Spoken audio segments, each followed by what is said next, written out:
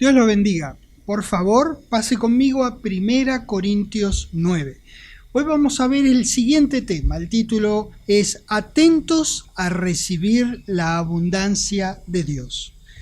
Nosotros ya hemos documentado adecuadamente que los hijos de Dios damos en una especie de retribución, en reconocimiento y con agradecimiento. Nosotros no damos para recibir. Damos en una especie de devolución, porque hemos recibido de la bendita, de la generosa, de la misericordiosa mano de nuestro querido Dios. No obstante, la ley a la que hemos dedicado un tiempo para estudiar no es la ley tan solo del dar, sino la del dar y recibir, porque van en conjunto en la vida. Por eso es que deberíamos estar a la expectativa de recibir. Dicho de otra manera, recibir de la mano de Dios no debiera ser extraño para ninguno de nosotros, lógicamente. En 1 Corintios capítulo 9, en el versículo 10, dice: ¿O lo dice enteramente por nosotros? Pues por nosotros se escribió, porque con esperanza debe arar el que ara, y el que trilla con esperanza de recibir fruto. Lo lógico es que reciba un fruto.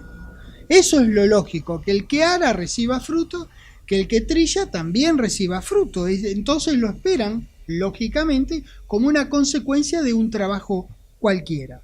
En Lucas capítulo 6, un orientalismo maravilloso que vamos a ver ahora. Lucas capítulo 6.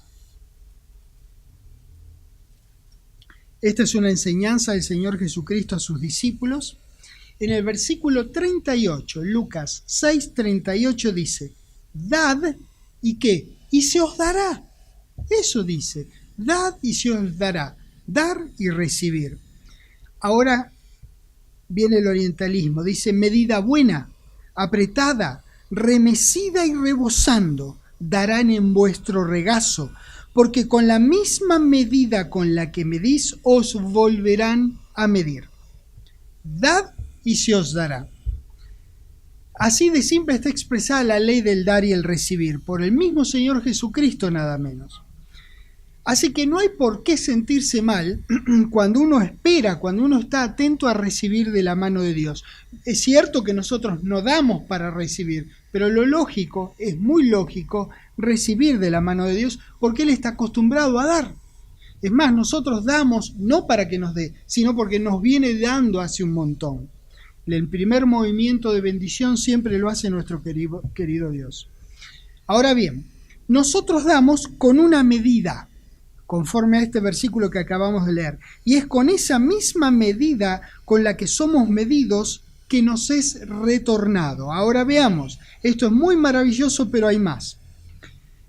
Porque esa medida nos es dada en nuestro regazo en esta explicación.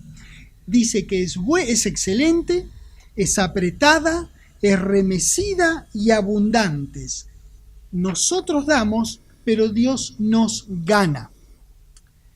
Otra versión de la Biblia dice así, fíjese qué interesante, dice: practiquen el dar y se les dará. Derramarán en sus regazos una medida excelente, apretada, remecida y rebosante, porque con la medida con que ustedes miden, se les medirá en cambio. Este es un hermoso orientalismo, por eso nos vamos a detener un ratito en esto.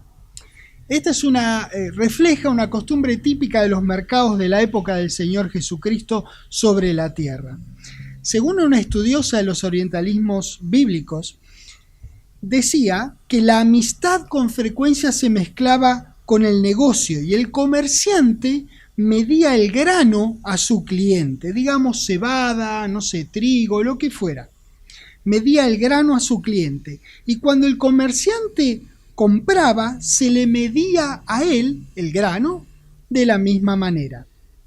Cuando él le vendía grano a su cliente, tomaba el recipiente, como yo ahora que tengo esto acá, tomaba el recipiente, lo llenaba hasta el borde, lo apretaba, así, lo apretaba, para que entren más y para que bajen, así pudiera poner más. Luego lo remecía, hacía esto. Entonces los granitos se iban acomodando y se iban yendo hacia abajo y quedaba más espacio arriba para poner más. Entonces, una primera medida la apretaba, la remecía para que bajen y la siguiente la ponía hasta que rebalse, hasta que rebose. Una vez que lo tenía así rebosado, tenían una especie de los clientes de él y en general todas las personas, en su atuendo, en su vestimenta, tenían una especie de delantal, tomaban del extremo del delantal de abajo, lo levantaban así y el comerciante echaba lo que compró en el regazo. Eso es. Entonces, con la medida que medís os será medida, pero será apretada, remecida y rebosante. ¿Lo ven? La forma en que recibimos de nuestro Dios. Usted da una medida, pero a usted se la dan apretada, remecida y rebosante. Por eso no hay cómo ganarle a Dios en el dar. Maravilloso. Excelente, apretada, remecida y rebosante. Malaquías 3, por favor. Vamos a ir hacia atrás en nuestros pasos, porque nosotros ya anduvimos en Malaquías, lo hemos estudiado bien detenidamente. Así que vamos a ir a 2 versículos nada más, que nos son útiles en este momento. Malaquías 3, en el versículo 6, dice: porque yo Jehová no cambio. Acuérdese de esto, porque esto tampoco ha cambiado. Que Jehová no cambie, no ha cambiado. Por esto, hijos de Jacob, no habéis sido consumidos. Vamos derechito al número 10. Dice: traed todos los diezmos al alfolí y haya alimento en mi casa. Y probadme ahora en esto, dice Jehová de los ejércitos. Si no, os abriré las cataractas de los cielos. Acá me tomo esta atribución porque ya explicamos cómo sería la versión Septuaginta. Si no, os abriré las cataractas de los cielos y derramaré sobre vosotros bendición hasta que sobreabunden. La Reina Valera, más bien, la Biblia nuestra se llama Reina Valera, la escribió Casiodoro de Reina y la primera corrección la hizo, la siguiente versión fue hecha por Cipriano de Valera. Entonces, a partir de ahí se llamó Reina Valera, pero la primera, la original, no era Reina Valera, era la versión de Casiodoro de Reina. Esa en la última parte del versículo 10, esa Biblia dice: y vaciaré sobre vosotros bendición hasta que no os quepa. Fíjese cómo lo tradujo nuestro querido Casiodoro de Reina. Y vaciaré sobre vosotros bendición hasta que no os quepa. La Biblia en inglés, por su parte, tradujo la misma porción de la siguiente manera, que también es muy interesante. Dice: derramaré sobre vosotros bendición tal que no habrá lugar suficiente para recibirlo. Imagínese, ya le pintó la imagen de lo que es Dios derramando bendiciones desde las cataractas del cielo. Usted da y Dios derrama hasta que no hay lugar suficiente donde ponerlo, hasta que ya no quepa más. Es una hermosa imagen que nos pinta esta versión de la Biblia. Jehová no cambia su costumbre y no ha cambiado su costumbre de bendecirnos más allá de lo que sea que demos. Así que no es que nosotros entramos en una competencia, bueno, yo le doy para que él me dé nada, no es extorsión, lo hacemos por amor y porque ya nos dio.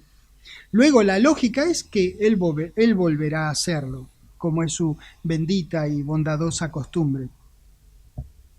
Si bien es cierto que nosotros no damos para recibir, sino porque hemos recibido de Dios, igualmente, cuando usted da, usted puede y ciertamente le conviene estar atento, vigilante de recibir de la mano de Dios. Es una ley y se cumple todas las veces, dadas las condiciones que venimos estudiando.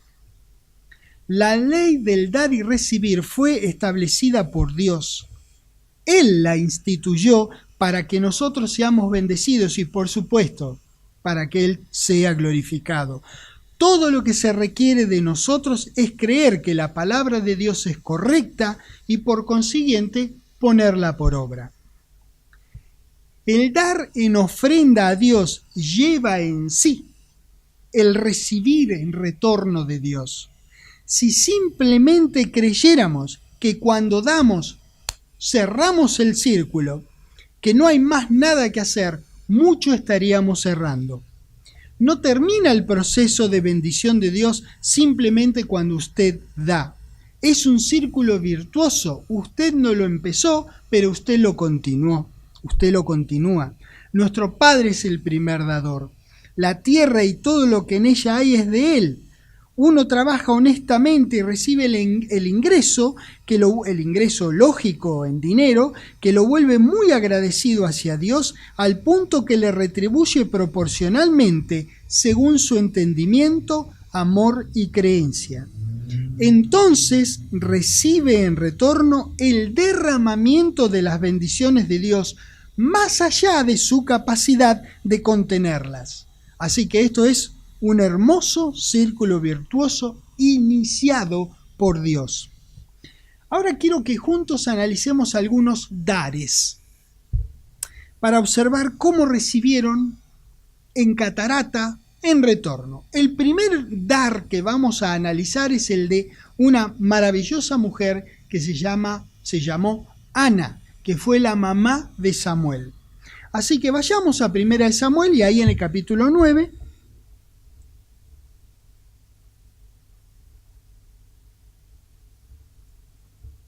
1 Samuel capítulo 1, no 9. 1. Este es el primero de los casos didácticos que vamos a estudiar. Ella, Ana, no podía concebir y fue al templo con gran angustia de su alma a pedirle a Jehová que revirtiera su triste situación. Esto fue lo que pasó. 1 Samuel 1, versículo 9. Y se levantó Ana después que hubo comido y bebido en Silo, y mientras el sacerdote Elí estaba sentado en una silla junto a un pilar del templo de Jehová, ella, con amargura de alma, oró a Jehová. Fíjese qué detalle tan importante. Oró a Jehová y lloró abundantemente. Una mujer en angustia, pero una mujer normal. Tenía un problema y fue a quien tenía que ir para solución. Oró a Jehová y fue al templo, que era el lugar donde la gente en aquel entonces, porque no tenía el tremendo beneficio que tenemos nosotros hoy los hijos de Dios, que es Dios en Cristo en nosotros. Donde nos encontremos estamos en el templo, estamos con un acceso directo a Dios. Esta mujer maravillosa tuvo que ir al templo y ahí oró e hizo lo que tenía que hacer. 11. E hizo voto diciendo: Jehová de los ejércitos. Fíjese cómo le hablaba ella a su Dios. Jehová de los ejércitos, si te dignares a mirar la aflicción de tu sierva, y te acordares de mí, y no te olvidares de tu sierva, sino que dieres a tu sierva un hijo varón, fíjese lo que va a decir esta mujer: yo lo dedicaré a Jehová. ¡Wow! ¡Qué atrevida esta señora! ¿Estaba bien definida o estaba muy loca? Yo les digo que he leído todo el registro, estaba bien definida, era una mujer con su corazón bien orientado, estaba en un momento de gran amargura. Caramba, ella quería tener hijos y no podía. Recurrió a quien tendría que haber recurrido. Yo lo dedicaré a Jehová todos los días de su vida, y no pasará navaja sobre su cabeza. Jehová la escuchó y concibió y dio a luz un extraordinario hombre de Dios que se llamó Samuel. Samuel fue extraordinario, fue un gran hombre de Dios. Y yo me pongo a pensar que este gran hombre de Dios, que tiene 2 libros escritos, 2 libros en el Antiguo Testamento, 1 y 2 de Samuel, 2 libros dedicados a él, comenzó no con Ana y Elcana en su lecho matrimonial, comenzó con la oración de Ana, ¡Qué bárbaro todo esto! ¡Qué singular y qué alto! ¿A qué alto volumen nos habla a nosotros? Fíjense lo que dice ahí en el mismo capítulo, en el versículo 20.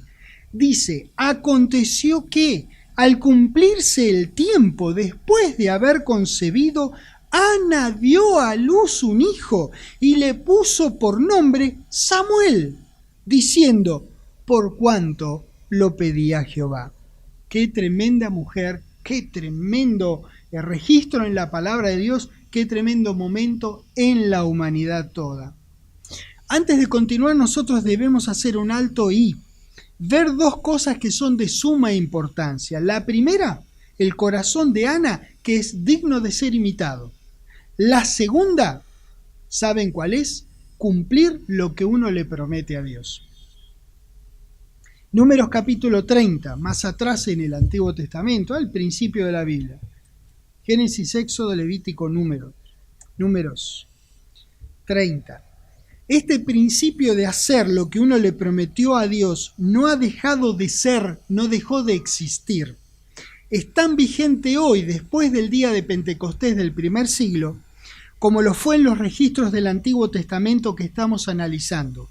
Números 30, versículo 1 dice, habló Moisés a los principales de las tribus de los hijos de Israel diciendo, esto es lo que Jehová ha mandado, a ver qué es lo que les mandó. Cuando alguno hiciere voto a Jehová, ¿se acuerda que esta mujer hizo un voto a Jehová varios años después de esto que estamos leyendo?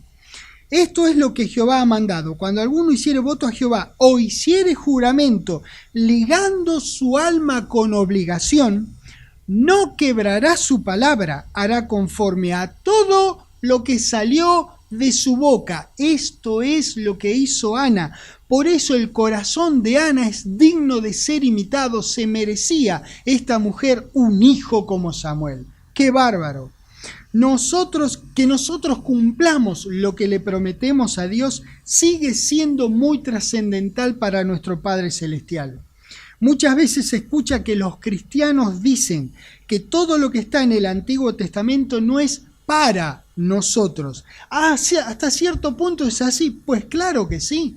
Vino el Señor Jesucristo, que es el fin de la ley. Ya no es necesario sacrificar esto si uno peca de tal manera, sacrificar aquello si uno peca de otra manera. Si uno hace una cosa, hacer una restitución y otra, ir al sacerdote, una vez por año el sacerdote hacer expiación por sí mismo y por el pueblo. Ya eso no hace falta. Claro que no. Por supuesto que sí. No obstante, hay valores, hay virtudes, hay leyes que trascienden las administraciones. Están antes de la ley y después de la ley. Por ejemplo, la ley de la gravedad no comenzó a existir con Moisés. Estuvo antes. Adán estuvo sujeto a la ley de la gravedad y lo estaremos mientras pisemos esta tierra. En varias veces nosotros, en varias ocasiones en este estudio, hemos visto cómo se condice una administración con la otra. Hoy nuestro querido y amoroso Dios espera que nosotros cumplamos en respuesta a su amor ampliamente manifestado a nuestra vista, y no por compulsión como si estuviéramos obligados por una ley, como fue el caso de la ley de Moisés. De corazón, no de ley. Esa es la respuesta que espera Dios de nosotros. Deuteronomio, el último de los libros del Pentateuco. Deuteronomio 23. En el versículo 21 dice, cuando haces voto a Jehová tu Dios, no tardes en pagarlo, porque ciertamente lo demandará Jehová tu Dios de ti, y sería, ¿qué cosa? Pecado en ti. Mas cuando te abstengas de prometer, no habrá en ti pecado. Pero lo que hubiere salido de tus labios, como lo que hubo salido de los labios de Ana, lo guardarás y lo cumplirás, como hizo Ana, conforme lo que prometiste a Jehová tu Dios, pagando la ofrenda voluntaria que prometiste con tu boca. Eso dice ese registro. Eclesiastés, capítulo 5.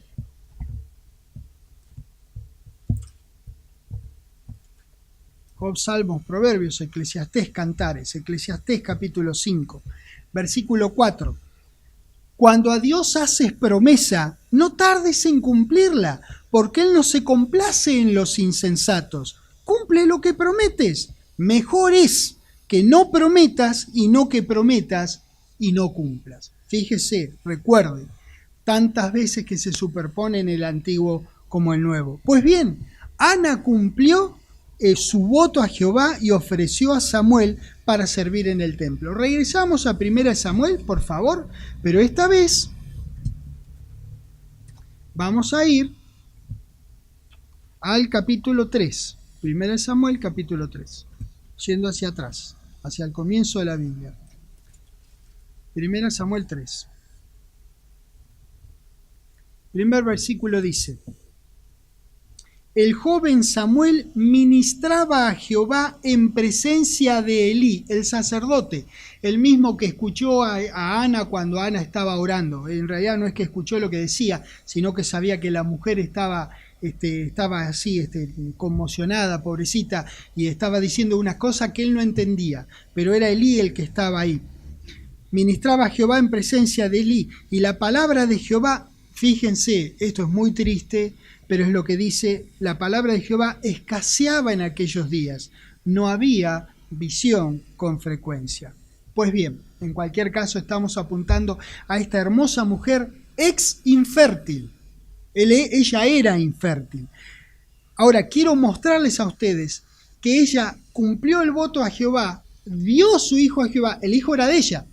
Ella se lo había pedido a Jehová, pero ocurre que ella le ofreció este hijo a Jehová. Entonces ella tomó esto que era de ella, Dios mío, su hijo, damas y caballeros.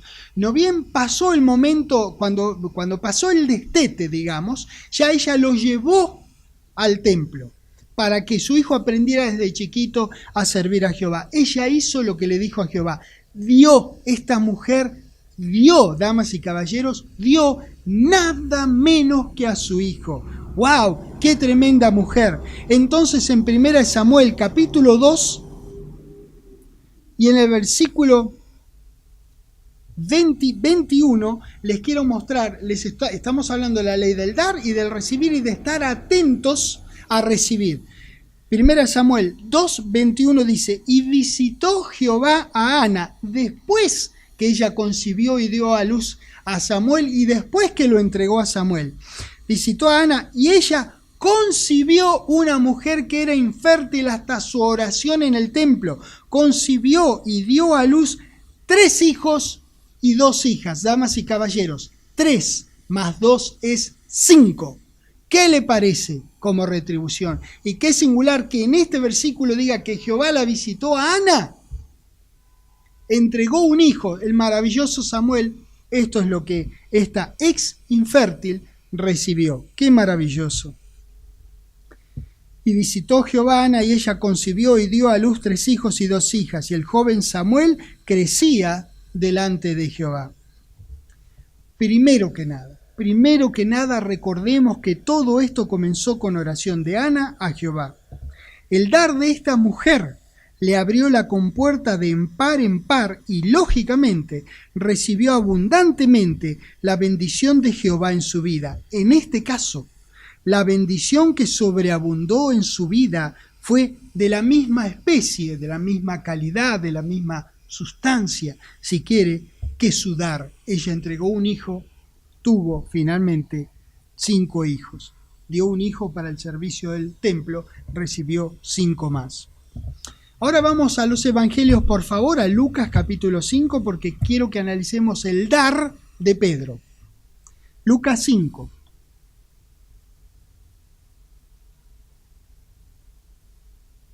Seguimos viendo dar y recibir, seguimos viendo que nosotros damos y el Padre derrama. Lucas 5, versículo 1. Aconteció que estando Jesús junto al lago de Genezaret, el gentío se agolpaba sobre él para oír la palabra de Dios. Y vio 2 barcas, enseguida miró por ahí y dice, vio 2 barcas. Entonces estaban cerca de la orilla del lago y los pescadores, habiendo descendido de ellas, lavaban sus redes. Habían ido a pescar y estaban regresando. 3. Y entrando en una de aquellas barcas, la cual era de Simón, le rogó que la apartase de tierra un poco. Y sentándose, enseñaba desde la barca a la multitud. Se ve que eso habría logrado, digo yo, alguna especie de anfiteatro natural para nuestro Señor al retirarse un poquitito de la costa, ahí en una barca, y les enseñaba a todas las personas que estaban reunidas ahí. Esa es la imagen que yo hago cuando leo esto. 4. Cuando terminó de hablar, le dijo a Simón: boga mar adentro y echad vuestras redes para pescar. Entonces Simón, que había recibido la merluza de oro en el Festival del Mar, que sabía todo acerca de la pesca, Simón le dijo: maestro, vos dedicate a enseñar la Biblia, yo soy el que pesca.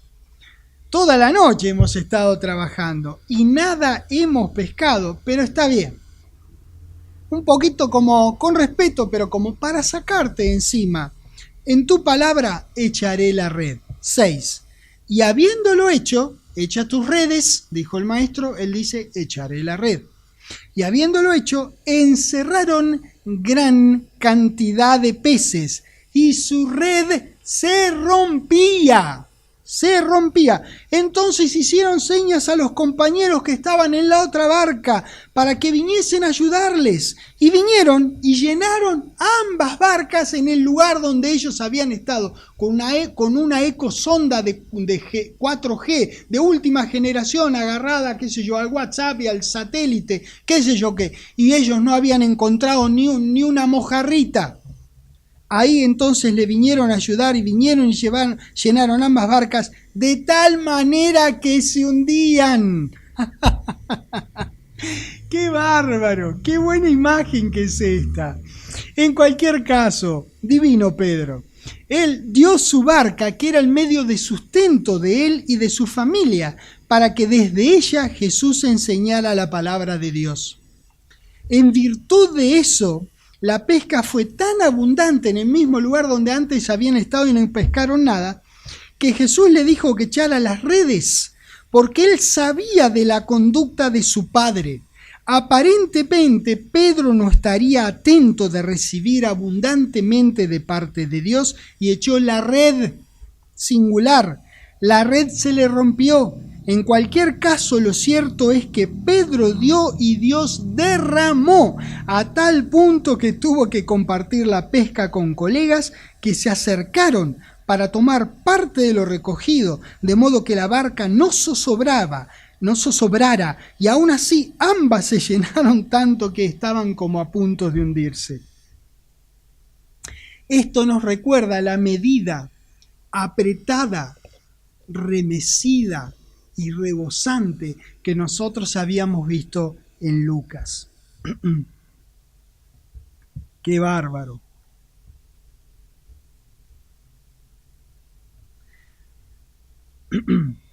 Aquí la diferencia entre antes que había salido y ahora es que estuvo en el dar de Pedro, que habilitó el derramar de parte de Dios. Pedro entregó el uso de su barca, pero no recibió más barcas a cambio. Recibió abundancia de peces. El abundante retorno de Dios a causa del dar generoso de Pedro no fue de la misma especie en este caso, como vimos hace un rato en Ana, de lo que no fue de la misma especie. Puse a Ana acá en realidad para recordarla a ella que dio un hijo y recibió 5. Acá Pedro dio su barca y no recibió más barcas, recibió un montón de peces. Vean, no es normal dar y no recibir. No es normal. Pero uno tiene que confiar en las promesas que están escritas en la palabra de Dios. Segunda de Corintios capítulo 9.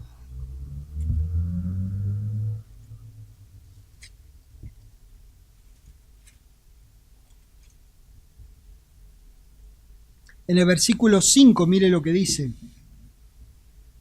Por tanto, tuve por necesario exhortar a los hermanos que fuesen primero a vosotros y preparasen primero vuestra generosidad antes prometida, para que esté lista como de generosidad y no como de exigencia nuestra. Pero esto digo, el que siembra escasamente, escasamente segará, y el que siembra generosamente, generosamente segará. Dar y recibir, dar y recibir. La generosidad en el dar no es un tema nuevo en este estudio, porque no es nuevo en la palabra de Dios. No obstante, vemos una vez más que si uno siembra, uno ciega.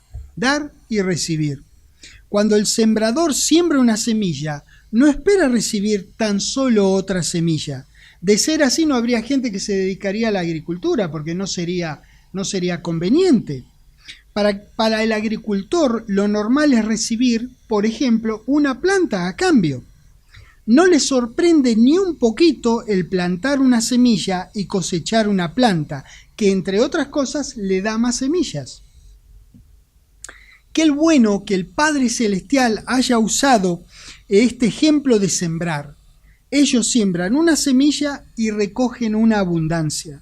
El mismo agricultor sabe que la forma de cosechar más es sembrar más, y capaz que hay un montón de agricultores que ni siquiera han leído 2 Corintios 9:6. Pero el principio se cumple, lo conozcan o no conozcan cuál es la fuente del principio. Si planto una semilla de tomate, cosecharé, digamos, 10 tomates. Pero si planto 10 semillas de tomate, cosecharé de nuevo, digamos, 100 tomates. 100 semillas, 1000 tomates. En fin, lo lógico es recibir, porque Dios estableció la ley, porque es lo normal. Por eso no hay que temer, no hay que avergonzarse de estar a la expectativa. Si bien es cierto que no damos para que Dios nos dé, pero hay que estar a la expectativa, hay que estar atentos, vigilantes, que ya llegará la amorosa retribución, la retribución es nuestra, el amoroso derramamiento de Dios en nuestras vidas. El Nuevo Testamento, antes que nada, por favor, pasen a Filipenses capítulo 4. Mientras tanto, les comento que el Nuevo Testamento no encarcela el dar al diezmo. Se habla, en cambio, del dar generoso y alegre. Es una nueva y es una más grande perspectiva que pone la responsabilidad del porcentaje sobre el dador. Fíjese la responsabilidad que usted tiene. Filipenses 4, versículo 15. Y sabéis también vosotros, oh filipenses, que al principio de la predicación del Evangelio, cuando partí de Macedonia, ninguna iglesia participó conmigo en razón de dar y recibir. No solamente dice de dar y recibir, sino vosotros solos, pues a una Tesalónica me enviasteis una y otra vez para mis necesidades. No es que busque dádivas, sino que busco fruto que abunde en vuestra cuenta. Pablo estaba alineado, estaba en perfecta sintonía con la amorosa voluntad de Dios, porque buscaba para la gente de Filipos lo mismo que busca Dios para nosotros, que es lo mismo que busca un buen ministro de Jesucristo para la gente a la que sirve. Sabe que es fruto que abunde en su cuenta. El apóstol se adecuaba a las circunstancias, pero no permitía a las circunstancias que lo detuvieran de predicar la palabra de Dios. Dice claramente que los filipenses participaron en razón de dar y recibir. Él estaba bendecido porque ellos le daban, no solo por el regalo que había recibido para poder predicar la palabra de Dios sin necesidades, sino por la bendición que retornaría a la vida de los filipenses.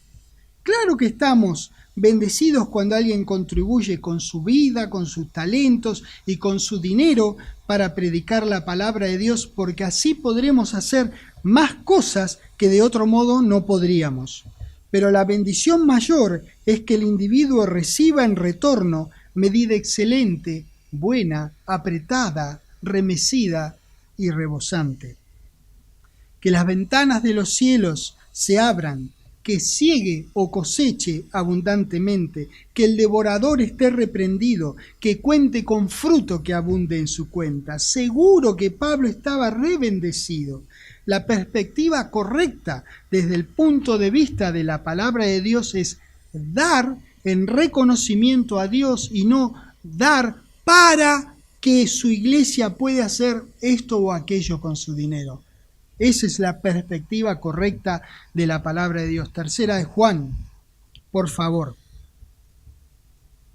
Si alguien en la iglesia aprende, entiende y aplica la ley del dar y recibir, esa persona va a ser tremendamente bendecida. En el Nuevo Testamento vemos las mismas verdades que en el Antiguo, solo que en una escala, en una proporción mayor. Tercera de Juan, capítulo 2. Amado, yo deseo que tú seas prosperado en una o dos cosas en tu vida. No, en todas las cosas. Y como si eso fuera poco, desea que tengas salud, así como prospera tu alma. Deberíamos pensar, considerar que en ocasiones fallamos cuando mencionamos la ley del dar y recibir, pero solamente computamos dar, porque pensamos que está mal esperar recibir de la mano de Dios, y entonces nos olvidamos o no sabemos acerca del abundante recibir que hemos documentado sustancialmente en esta clase. ¿Cuánta gente da y se olvida de todas las promesas de Dios y nunca las esperan para sí mismos? No las memorizan, no las trabajan en su mente creyente para estar listos, para estar a la expectativa de recibir las promesas de Dios en retorno a ellos. Recibir abundante es tan importante como dar abundante, porque Dios quiere que tengamos en todas las cosas todo lo suficiente para que abundemos en todo dar, en toda buena obra. Recuerdan el contexto. Hay que conservar las manos abiertas, sin temor, sin vergüenza. Tenemos que estar vigilantes, atentos a recibir en retorno. Esta ley, como todas las leyes de Dios, tanto las naturales como las espirituales, trabajan con exactitud matemática y precisión científica. Abramos entonces nuestras manos al dar, no sea que cuando Dios derrame, caiga justo enfrente de nosotros y lo perdamos. Los hijos de Dios tenemos que aprender que el adversario ya no tiene derecho sobre nosotros, porque hemos sido comprados por precio. Todo lo que hay en la tierra es de nuestro papá, de nuestro querido Dios. Y usted también es de Él. Pues el Padre pagó por nosotros el precio más alto por una vida, la vida de su precioso Señor. Es necesario saber esto, ser consciente de esto y vivir conforme a este maravilloso conocimiento. Primera de Juan, capítulo 4, mire lo que dice el versículo 4. Hijitos, vosotros sois de Dios. Eso es lo que dice, eso es lo que quiere decir. Y los habéis vencido, porque mayor es el que está en vosotros que el que está en el mundo. Y acá hay que considerar lo siguiente, hay que hacer esta aclaración. Los hemos vencido en nuestro Señor. No es que los vencimos nosotros personalmente cara a cara. No fuimos nosotros directamente o personalmente. Nuestro Señor nos sustituyó y el amoroso Padre Celestial lo contabilizó, por así decir, como si hubiéramos hecho nosotros mismos. Esta es otra bendición más que hemos recibido de Dios, para la cual no hay nada, ni siquiera plata, no hay nada con qué pagarlo. Este conocimiento y el final entendimiento, el ulterior entendimiento, no aparece de manera automática en nuestras vidas. Uno debe aprender sus derechos como hijos de Dios y aplicarlos en su propio vivir. En el mismo momento que nosotros renacemos del Espíritu de Dios, tenemos todo el potencial, todo el potencial de Dios en Cristo en nosotros. Pero no se hace cinético a menos que uno lo evidencie, pero no lo puede evidenciar o manifestar si uno ignora. Por eso está la palabra de Dios para estudiarla. Están nuestros hermanos en Cristo que nos pueden ayudar no solo a estudiarla, sino al cómo vivirla en nuestra vida diaria. Conociendo estas verdades que nosotros hemos pasado un tiempito estudiando y aplicándolas, es la manera mediante la que uno llega a ser un dador alegre, que eso es una meta que uno debiera tener. ¿Por qué no ponerse como objetivo, como meta, entender la palabra de Dios al punto que uno dé con alegría?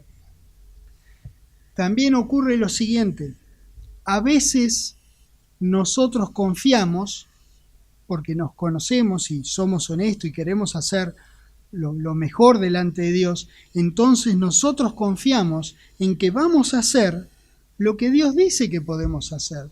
Confiamos en eso porque confiamos en Dios y sabemos de nuestro amor por Él. Entonces confiamos en que haremos lo que Dios dice que podemos hacer. Pero no confiamos a veces que Dios haga lo que Él dice que puede hacer. Eso es otra cosa para trabajar en el seno de Dios en Cristo en uno. Con esa incredulidad, porque eso es lo que es, detenemos el proceso de bendición en retorno, pues no estaremos creyendo por eso. De todos modos, sujetamos nuestra actitud a la palabra de Dios. Y no ofrendamos con la mira puesta en que Dios nos derrame bendiciones por haber dado. Eso no es algo por lo que nosotros debamos ocuparnos, y mucho menos preocuparnos. Dios siempre ha hecho, siempre hace y siempre hará que su palabra ocurra.